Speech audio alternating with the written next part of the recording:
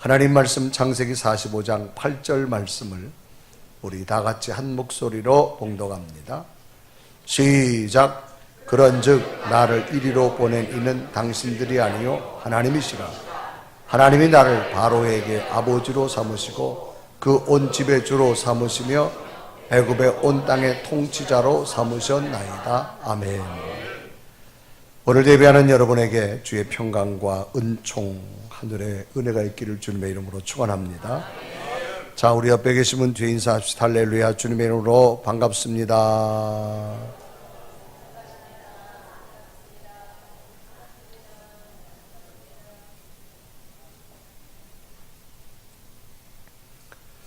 출간된 번역책 가운데 인생 수업이라고 하는 책이 있습니다.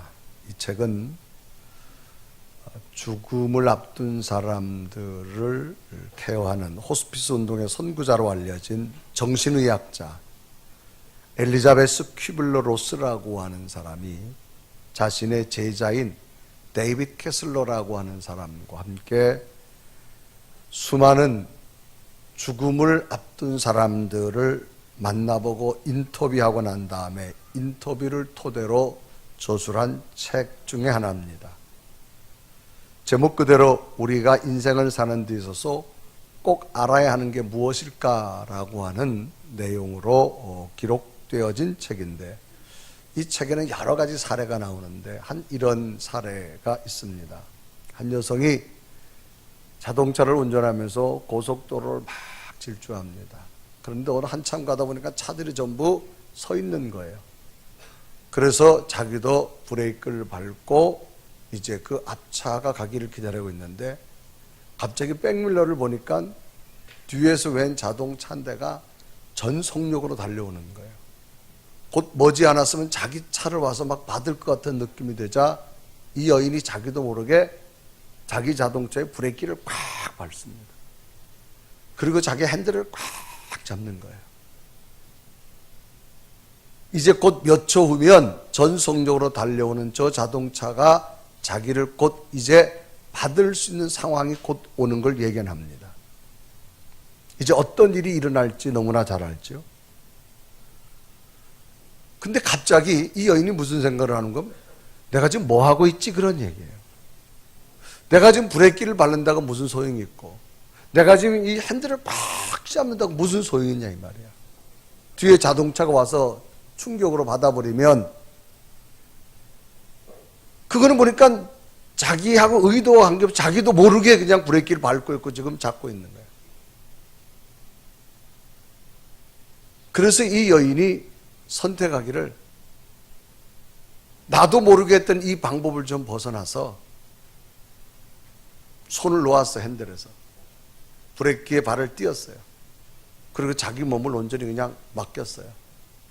이제 곧 몇 초 후면 저 뒤에 차가 와서 자기 자동차를 쏜살같이 받을 것 같은 그 상황을 예상을 합니다. 그리고는 지그시 눈을 감고 이제 그 죽음을 맞이해야 될 상황입니다. 그때 이 여인의 말 속에는, 오 하나님, 나를 맡깁니다. 말이 끝나자마자 그냥 뒤에 자동차가 꽉 쏜살같이 받아버린 거예요. 그러니까 그 순간 자기도 앞차를 받고 차들이 막 밀려가면서 정말 몇 초 사이에 온 자동차들이 종이짝처럼 구겨졌습니다. 그런데 이 여인이 한참 있다가 의식을 찾은 거예요. 의식을 찾아 보니까 자기가 살아있다는 거예요. 그래서 문을 열어보니까 문은 안 열리는데 종이 자동차가 막 구겨져 있는데 막 앰뷸런스 소리가 나고 사람들이 구출하는 소리가 들리는 거예요.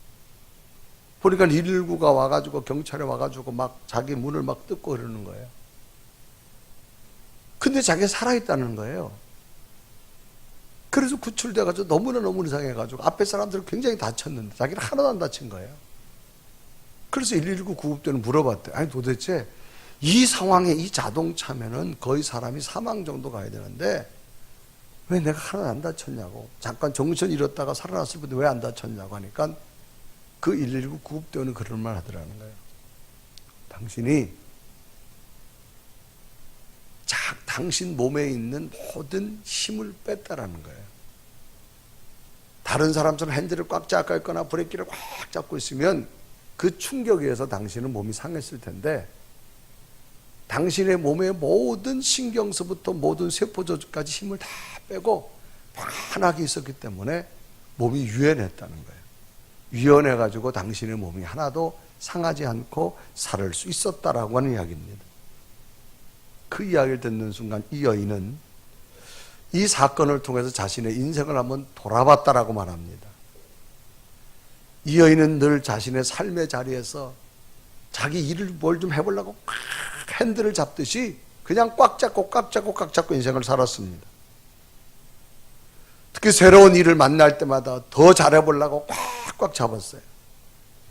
그러나 이 사건을 통해서 이 여인은 깨닫기를, 때로는 내가 꽉 잡지 않고 놓아도 그 누군가가 일을 이루어 주시는구나 라고 하는 걸 깨닫게 됐다는 거예요. 그래서 그분은 내가 살려고 핸들을 꽉 잡았으면 죽었는데, 내가 그 순간 하나님을 의지하고 모든 걸 놓았더니 하나님께서 살려주셨다라고 하는 거예요. 아, 내가 꽉 잡는 것만이 나를 살리는 게 아니구나. 오히려 나가 꽉 잡았던 모든 것을 때로는 놓을 수 있는 것이 바로 나를 살리는 길이라고 하는 사실을 이 여인은 깨닫게 되어졌다고 하는 겁니다. 이런 모습은 오늘 우리들의 삶 속에서도 많이 생각하게 되어집니다. 오늘 우리들도 이것저것 무언가 해보려고 그저 꽉 잡고 살아갑니다. 이거를 꽉 잡아야 내가 살 수 있다는 생각으로 가득 차 있어서 점점점 삶의 모든 걸 꽉꽉 잡기 시작합니다. 정말 작은 것 하나 놓지 못하고 손으로 꽉꽉 잡게 되죠. 그럼 우리는 언제 놓을 수 있는가 그 말입니다. 그것은 자신의 힘으로 더 이상 어찌할 수 없음을 느낄 때, 그때 사람들은 자신이 잡았던 것을 놓게 된다라고 말합니다. 참으로 놀라운 사실은 지금까지는 살려고 정말 꽉꽉 잡았는데 오히려 손에 잡은 것을 놓을 때 놀랍게도 살아난다는 사실을 발견했다고 하는 겁니다. 그러면 그 무엇이 손에 잡았던 것을 놓게 할 수 있을까라고 하는 겁니다. 자신의 현실과 생각에는 완전한 절망이지만 그 무엇인가 새로운 희망을 조금이나마 갖는다면 사람은 과감하게 손을 놓을 수 있다라고 합니다. 그러면 자신이 잡은 것을 놓게 한 그 새로운 희망이 무엇인가? 여기에 대한 답변은 성경은 신앙이다라고 제시합니다. 신앙은 믿고 받드는 일입니다. 내가 뭘 믿고 무엇을 따라가느냐 그 말입니다. 내가 잡은 것을 꼭 믿느냐? 그렇지 않으면 새로운 것을 내가 마음속에 믿게 되는가? 그래 신앙생활이라고 하는 것은 신앙을 가지고 종교에 의지하는 영적 생활을 신앙생활이라고 말합니다. 여기는 초자연적인 또 절대자 하나님에 대한 신앙을 의미하죠. 그분을 믿는 겁니다. 그래 신앙생활이란 바로 이런 거죠. 너무나도 절망적인 상황에 빠졌을 때, 눈앞에 캄캄한 일을 만났을 때, 나는 이제 죽었구나 하는 생각이 들 정도로 인생의 위기가 왔을 때, 그때 꽉 잡았던 운동대를 놓고 하나님을 찾는 여인처럼 그 다음부터는 하나님께서 하실 것을 기대하면서 자기를 내려놓고 하나님께로 나아가는 것, 이것이 바로 신앙생활이라고 하는 겁니다. 어떤 현실적 절망에서도 하나님을 향한 믿음은 오히려 자신을 희망으로 세울 수가 있다라고 하는 거죠. 오늘 본문은 이처럼 자신의 모든 환경과 자신의 모든 여건과 생각이 완전한 포기와 절망일 수밖에 없지만 하나님을 향한 절대적인 희망으로 새로운 기적을 경험한 한 사람을 소개합니다. 오늘 창세기는 요셉이라고 하는 사람이 소개됩니다. 아버지는 야곱이었고 그에겐 12아들이 있었는데 이 야곱은 12아들 중에 11번째 아들입니다. 다른 아들보다도 특히 이 요셉을 아버지는 더 많이 사랑했습니다. 그러니까 다른 형제들이 시기하고 질투하고 미움으로 가득 찼습니다. 결국은 아버지가 너무 사랑하는 이 요셉을 애굽의 노예로 팔아버리고 맙니다. 이때 장면을 창세기 37장 28절에 기록하죠. 그때에 미디안 사람 상인들이 지나가고 있는지라 형들이 요셉을 구덩이에서 끌어올리고 은 20의 그를 이스마엘 사람들에게 팔매 그 상인들이 요셉을 데리고 애굽으로 갔더라 기록합니다. 이제 노예로 팔려간 그 후부터 완전한 절망입니다. 이제 요셉에게 모든 게 끝났습니다. 그런데 요셉은 그 절망 가운데서도 한 가지 붙든 게 있습니다. 그것은 바로 하나님이라고 하는 겁니다. 하나님은 언제나 자기 일을 붙드는 자와 함께 하십니다. 그래서 애굽의 노예로 팔려갔지만 그곳에서부터 그는 하나님을 붙들자 하나님이 요셉과 함께 새로운 일을 시작하시더라는 겁니다. 성경은 하나님이 늘 요셉과 함께 하셨다라고 기록하고 있습니다. 창세기 39장 2절은 기록하죠. 여호와께서 요셉과 함께 하심으로 그가 형통한 자가 되어 그의 주인 애굽 사람 집에 있느니라. 하나님이 함께함으로 형통한 자가 됐다. 형통이라는 말은 모든 것이 또 모든 일이 뜻과 같이 막힘이 없이 잘 되어져 가는 게 형통이라고 말합니다.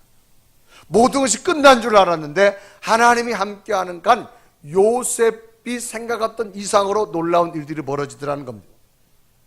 후에는 하나님께서 요셉을 애굽 나라 노예로 끌려갔는데 총리 대신이 되는 위대한 정치가로 하나님이 세우십니다.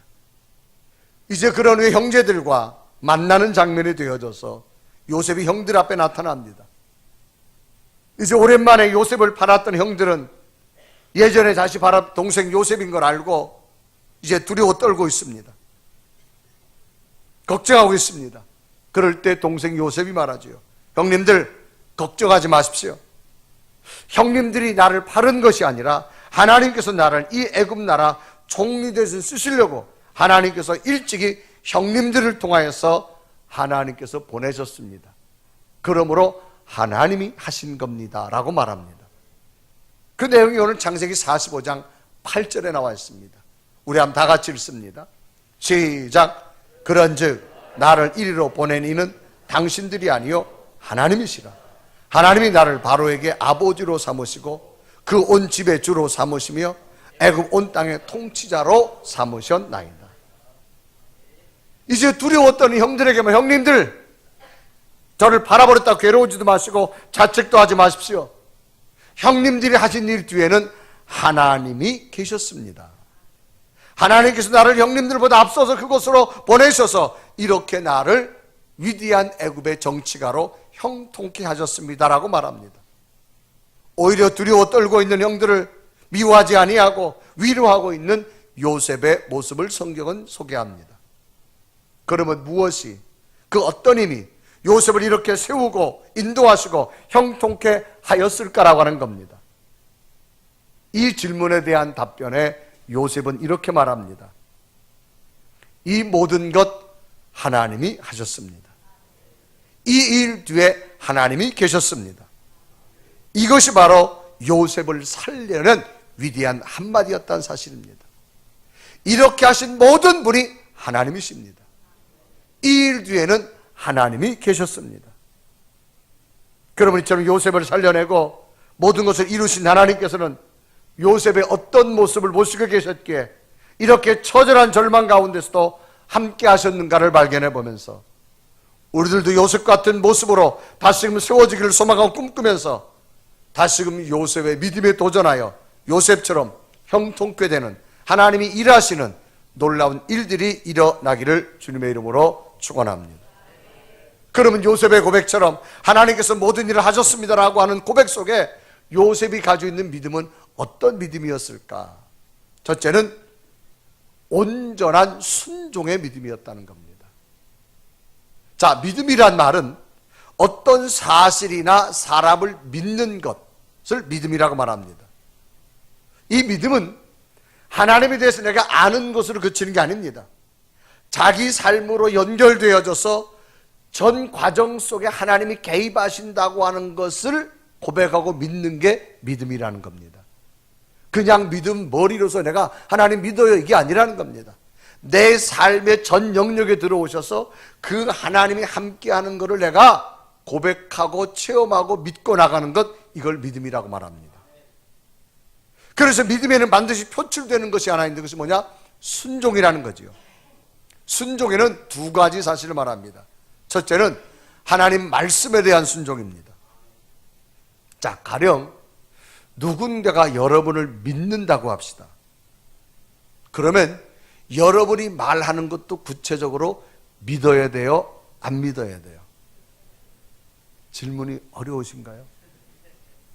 누군가가 여러분을 믿는다고 했어요. 그러면 여러분이 말하는 것을 믿어야 돼요? 안 믿어야 돼요? 믿어야 돼요.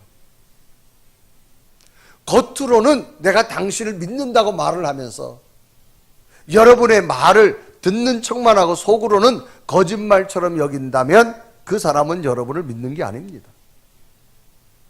우리가 하나님을 믿는다라고 하는 것은 이런 겁니다. 내가 하나님을 믿는다라는 것은 내 삶의 전 영역에서 하나님의 말씀이 믿어져야 되는 겁니다. 그 말씀이 믿어질 때 인간은 순종할 수가 있기 때문입니다.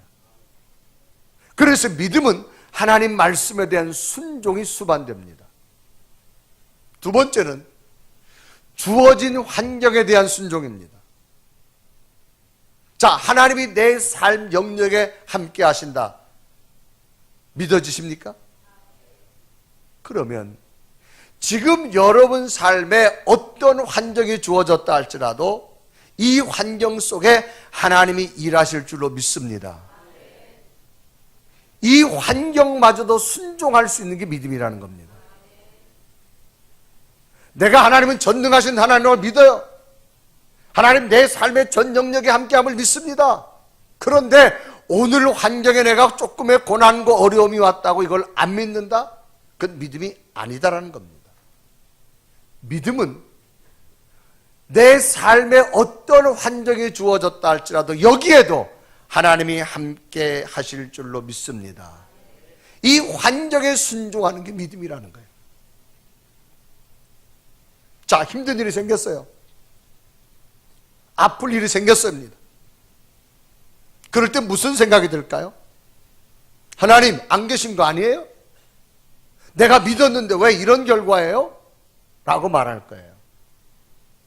믿음은 내 삶의 전 영역에 하나님이 지금 나와 함께 하심을 말씀으로도 믿고 순종하지만 지금도 나와 함께 동행하심을 환경 속에서도 믿고 순종하는 게 믿음인 줄로 믿습니다.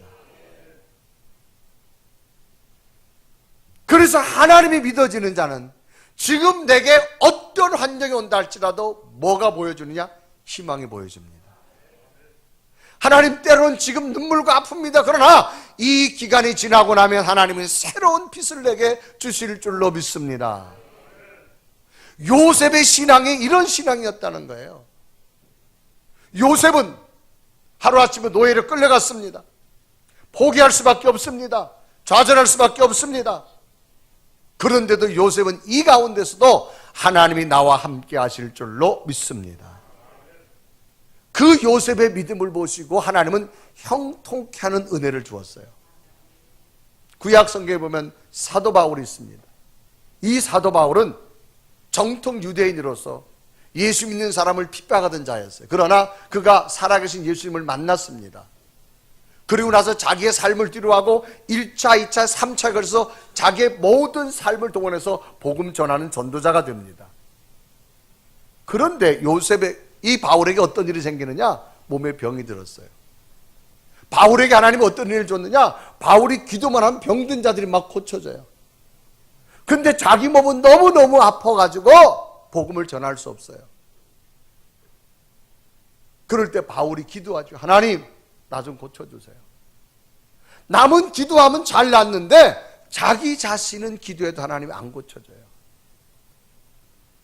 그럴 때 바울의 음성이 들려온 게 뭔지 아세요? 바울아, 내 은혜가 내게 족하도다. 그래서 바울이 깨달은 게 뭐냐? 하나님께서 이런 질병마저 내게 없다면 내가 교만하기 때문에, 하나님을 부인하기 때문에 이것을 통해서 하나님의 은혜를 깨닫게 하는구나. 그래서 주어진 상황과 현실을 믿음으로 수용하게 되어지더라는 겁니다. 여러분, 믿음은 다른 것이 아니에요. 하나님 말씀에 순종하는 것도 중요하지만 그 말씀에 따라서 우리에게 주어지는 환경도 순종할 수 있는 믿음이 되기를 바랍니다. 요셉은 하루아침에 아버지 아들로 있다가 애굽의 노예로 끌려갑니다. 자기 가고 싶어 간 게 아니에요. 창세기 39장은 이끌려갔다고 말합니다. 창세기 39장 1절에 기록하죠. 요셉이 이끌려 애굽에 내려가매 그랬습니다. 여기 이끌려라는 말은 자신의 의지와 상관없습니다. 형들이 강제로 나를 팔아버렸습니다. 그래서 요셉이 애굽으로 끌려왔습니다. 이해할 수도 없는, 상상할 수도 없는, 도저히 믿겨지지도 않는 현실을 맞이했습니다.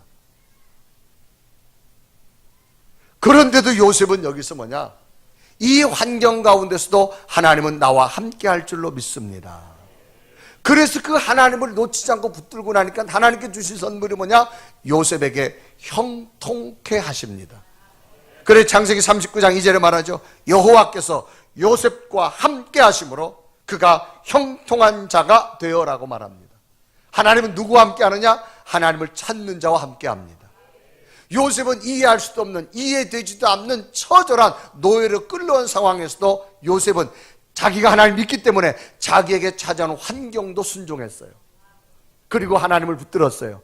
하나님이 형통케 한 줄로 믿습니다. 그래서 요셉이 마지막 애굽의 총리 대신이 되어지고 난 다음에 형들은 지금 요셉이 우리를 어떻게 할까 두려워 떨고 있는데 그 형들 향해 요셉이 한 말은 다른 거 아닙니까? 형님들 걱정하지 마세요. 하나님이 하셨고 하나님이 뒤에 계셨습니다. 그래 창세기 45장 8절 본문은 기록하지요. 우리 다 같이 읽습니다. 시작. 그런즉 나를 이리로 보낸 이는 당신들이 아니요 하나님이시라. 하나님이 나를 바로에게 아버지로 삼으시고 그 온 집의 주로 삼으시며 애굽 온 땅의 통치자라. 요셉의 고백은 하나님이 하셨다라고 하는 겁니다. 이것은 하나님 앞에, 말씀 앞에, 환경 앞에 온전히 순종할 수 있는 자만이 고백할 수 있는 내용입니다. 여러분, 때로는 여러분 삶에 이해할 수 없는 일이 벌어졌다 걱정하지 마세요. 하나님이 함께 일하고 계십니다. 믿으십시오.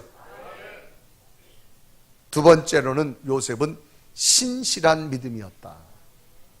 여러분, 신실이라는 말은 믿음직하고 착실하다 그 말이에요. 이 요셉은 하나님이 보기에 참으로 신실한 사람, 믿음직하고 착실한 사람이었다. 그래서 하나님께서는 요셉이 구하는 것을 다 허락해 주셨습니다. 심지어는 요셉의 신실함이 얼마나 신실한지, 요셉은 히브리인입니다. 애굽의 노예로 팔려와가지고 애굽의 보디발이라고 하는 장군이 샀어요.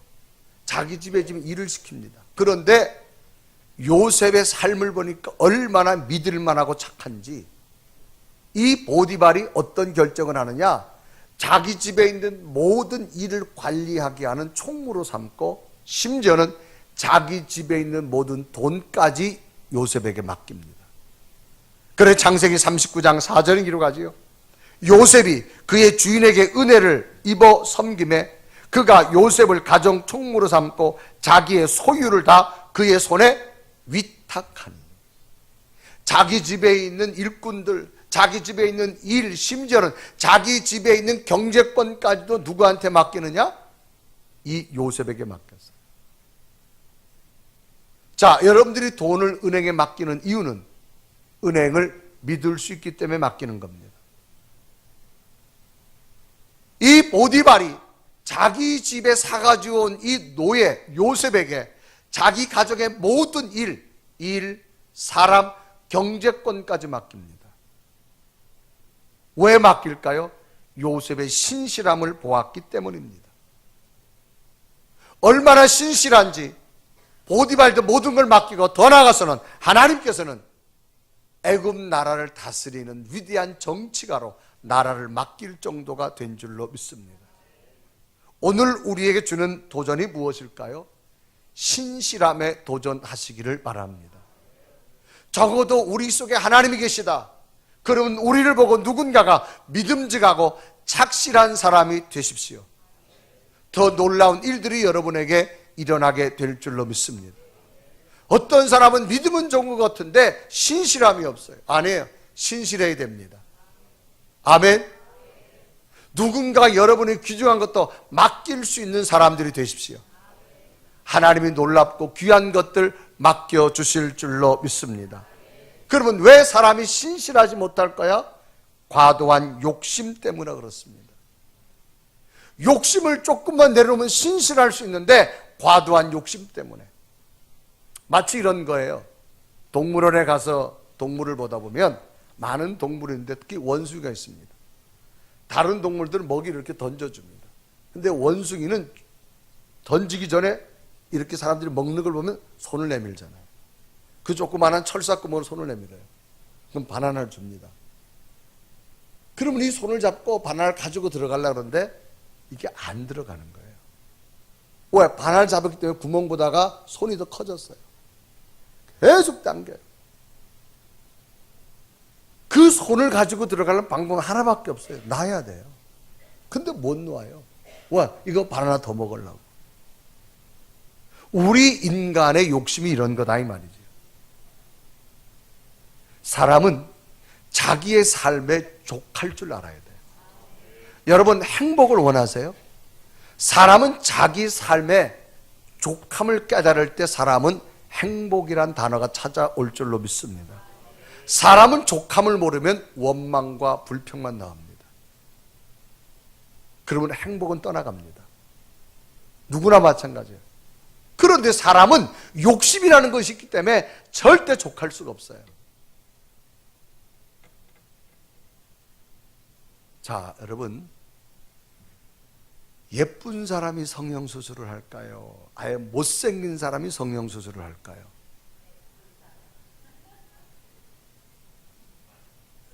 더 예뻐지고 싶은 욕망 때문에.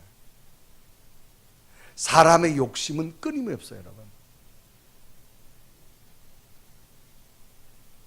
그래서 사도 바울도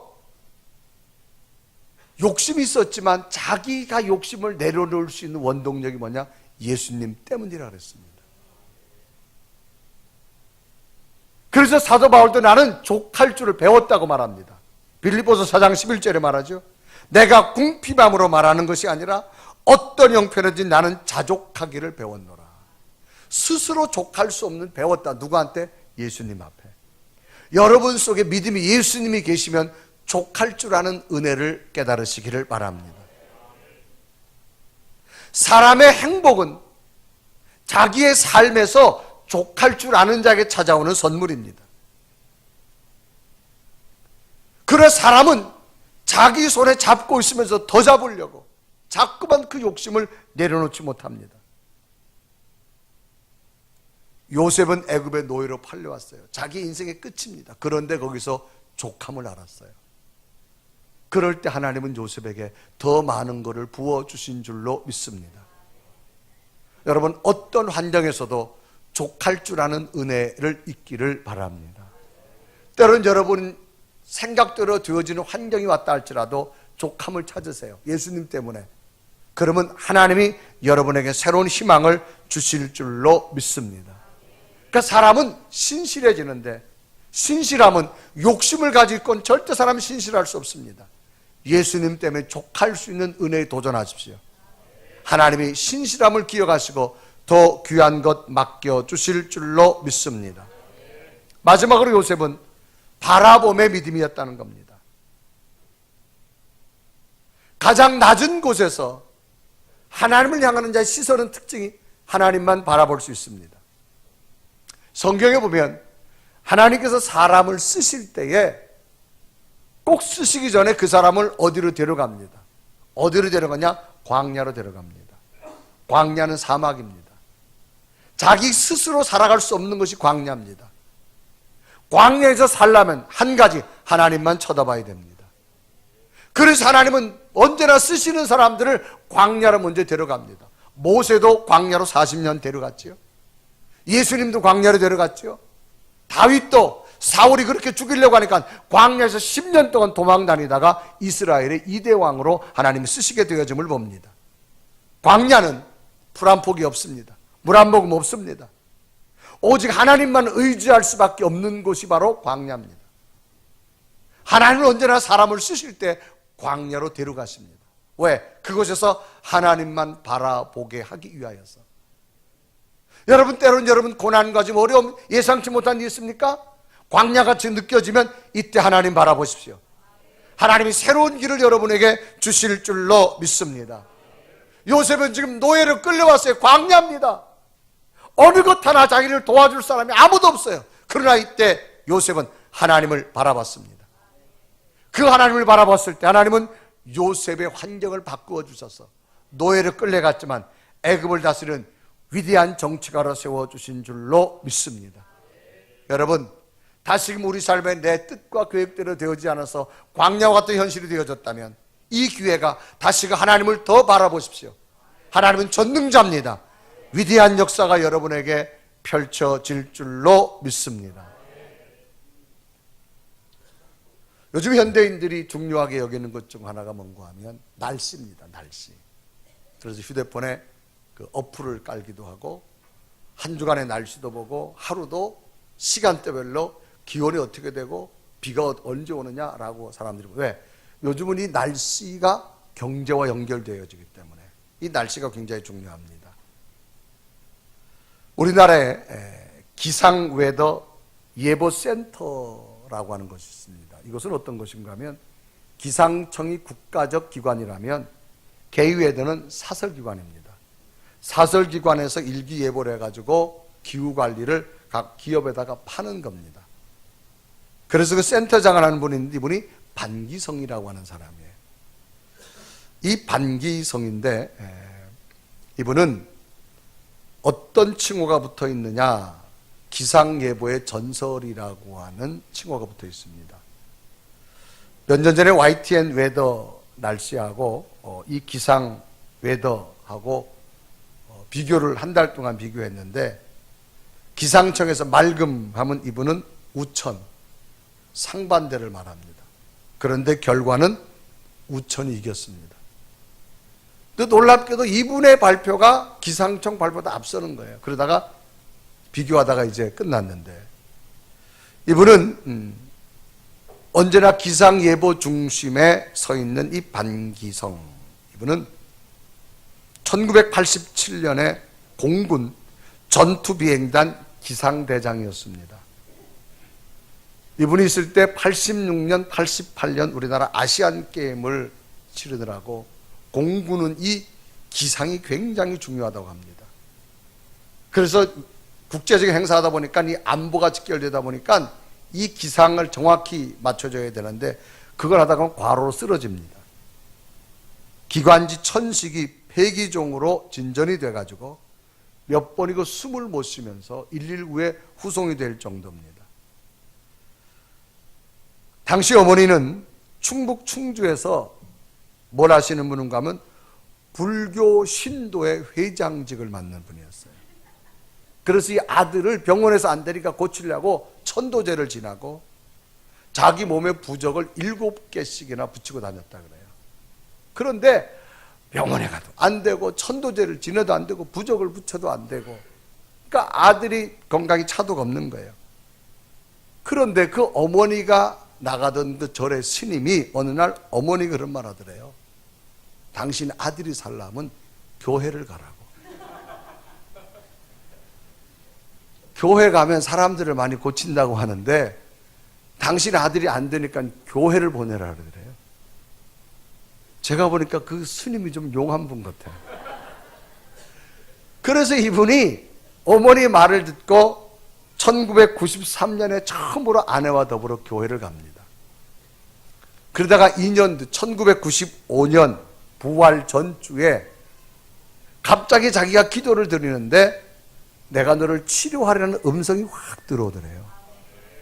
근데 자기 몸은 아직 낫지 않았는데 기도 중에 음성이 확 들어오면서 자기 몸은 좋아지더래요. 그래서 과감하게 약을 버렸답니다. 한 움큼씩 먹던 약을. 정말로 하나님의 기적같이 자기의 모든 기관지들이 깨끗하게 고쳐졌다고 말합니다. 그래서 이분이 그때는 중령이었는데요, 내가 남은 인생 내가 주를 위해 살겠다. 그래가지고 야간에 침례신학장을 갔대요. 그래서 신학을 졸업하면서 자기 꿈이 내가 이제 연금 받을 때가 되면 퇴직해서 제대해서 저 시골교회 가서 내가 목회를 해야 되겠다, 그런 마음을 가졌답니다. 그런데 기도를 하면 기상을 봐라, 이런 하나님의 음성이 들려오더라는 거예요. 근데 기상을 봐야 되는데 자기가 이제 뭐 계급 정령도 걸리고 더 이상 진급은 자기가 그 학사장교로 들어갔기 때문에 더 이상 꿈이 없었다고 합니다. 근데 기도만 하면 하나님께서 기상을 봐라. 근데 놀랍게도 이분이 대령으로 진급을 했는데 공군 역사상 최저 실력으로 진급했답니다. 이분 말에 의하면. 그러니까 이분이 보직이 뭐가 됐는가 하면 중앙기상부장직이라고 하는 것이 됩니다. 그러니까 기상예보의 최고의 이제 공군의 책임자가 된 거예요. 그러니까 이분의 결정이 굉장히 중요합니다. 맞을 수도 있고 안 맞을 수도 있잖아요. 고독한 결정을 해야 되는 거예요. 최근에는 슈퍼컴퓨터, 뭐 AI, 첨단 과학정보 시스템 있지만 이 기상이라는 것이 집중호우, 태풍, 폭설은 데이터가 읽지 못한답니다. 예측을 할 수 없대요. 이거는 인간의 통찰력을 가지고 마지막 최종 책임자가 결정을 해야 될 부분이랍니다. 2000년도에 태풍 사오마이가 한국에 올라올 때 기상청 예보는 서해상으로 태풍이 올라온다고 예보했답니다. 그런데 이분은 동쪽으로 가서 부산 쪽으로 빠질 거라고 예보를 했답니다. 기상청하고 이분하고 전혀 반대인 거예요. 기상청은 서해상으로 북상한다. 이분은 동해로 와가지고 부산 쪽으로 빠진다. 태풍이 어느 쪽으로 가느냐에 따라서 공군이 중요한 것 중에 하나는 비행기를 경납고에 집어넣어야 된답니다. 태풍이 오면은. 그런데 기상청은 서해, 이분은 동해라고 하는 겁니다. 기상청 예보다라면 성남 비행장의 비행기가 다 경납고로 들어가야 된답니다. 태풍이 오기 때문에. 근데 이분은 군에서 공군으로 자기 예보니까 반대로 동쪽으로 얘기한 거예요. 근데 놀랍게도 이분의 예보대로 동쪽으로 빠졌답니다. 만약에 그때 기상청 발표대로 서해로 왔으면 자기는 영창감이라는 거죠. 또 하나는 2001년도에 기상청 예보에 서울에 비 20mm 예보했답니다. 그런데 이 반기성 부장은 300mm 집중호우를 예보했대요. 여러분 20mm와 300mm 어마어마한 차이. 그리고는 전군에 비상을 내렸다고 합니다. 외출 외박 금지하고 부대 대기, 영내 대기해라. 토요일 밤까지 주말인데 비가 오지 않자 뭐 아우성이지요. 여행 가려고 계획했던 사람 운동 가려고 계획해서 운동 가려고 뭐 하여간 밑에 있는 그 부하들이 말하 지금이라도 취소하는 게 낫겠다고. 그런데 이분이 기도하면 하나님은 300mm. 그래서 이분이 끝까지 고집을 했답니다.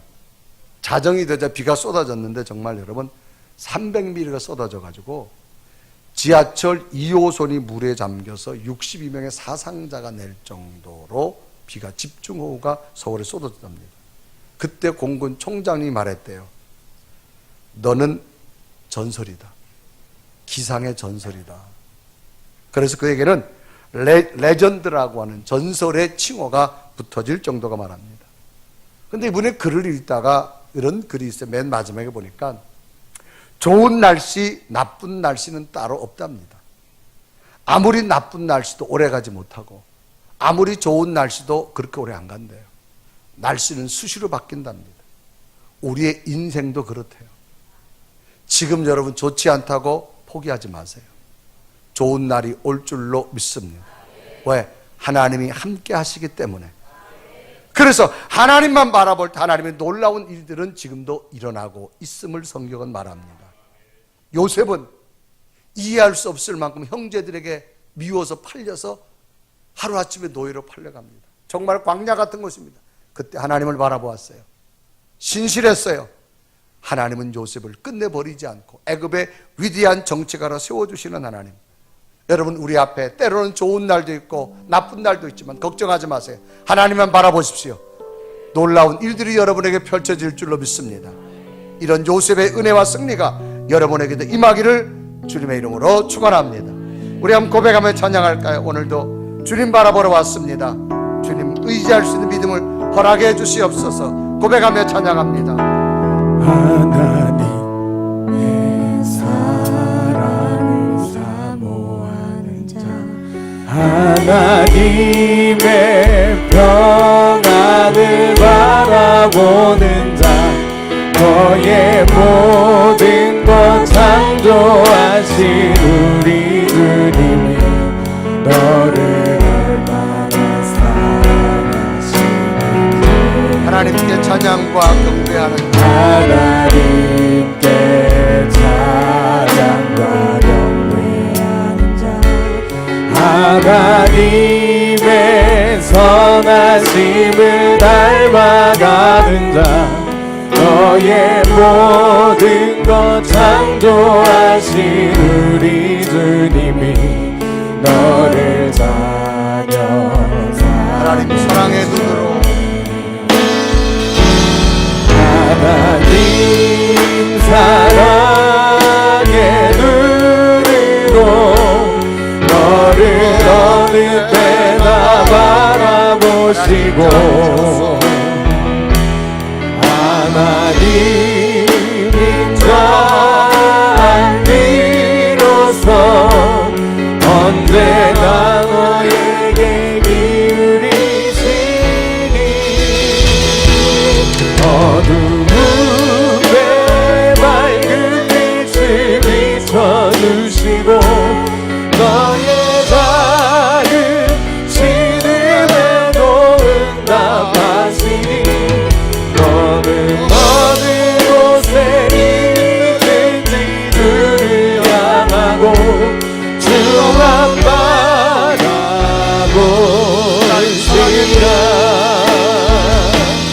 하나님 사랑의 눈으로 너를 어느 때나 바라보시고 하나님인 자 안리로서 언제나 너에게 기울이시니 어두움에 밝은 빛을 비춰주시고 너의 작은 시름에도 응답하시니 너는 어느 곳에 있든지 주를 향하고 주만 바라보시라. 우리 한 나가지 두 눈을 감으시고 하나님, 오늘 우리의 신앙도 어떤 상황이 내게 펼쳐진다 할지라도 내가 하나님을 믿는다면 그 하나님을 바라볼 수 있는 믿음 되게 하여 주옵소서. 요셉은 하나님을 온전히 믿었기에 말씀도 믿었지만 상황도 믿었습니다. 그리고 신실했습니다. 그리고 마지막 끝까지 하나님을 바라보았을 때 요셉을 세우신 하나님, 주여 우리 삶에 어떤 인생에 좋은 날씨 나쁜 날씨처럼 주어졌다 할지라도 내가 하나님을 믿습니다. 하나님만 바라보겠습니다. 하나님을 온전히 순종하겠습니다.